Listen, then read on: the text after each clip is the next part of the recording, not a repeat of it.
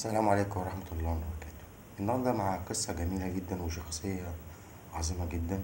هتعرفوا مين هو لما احكي لكم عنه. كان خليفة المسلمين، أقوى رجل في الدولة. ففي صحابي من الصحابة شافه نايم على الأرض في عز الشمس ومن غير حراس. فقال له بدهشة: حكمت، فعدلت، فأمنت، فنمت يا عمر.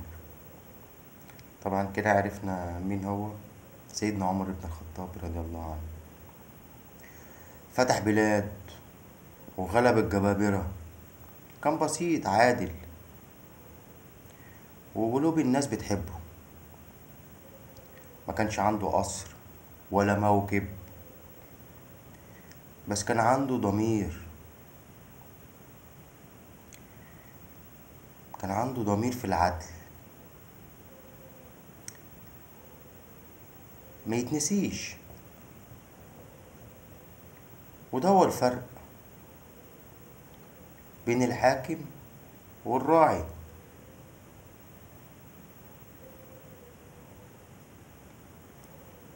لو اتمنيت تحكم عدل زيه، شارك القصة. السلام عليكم ورحمة الله وبركاته.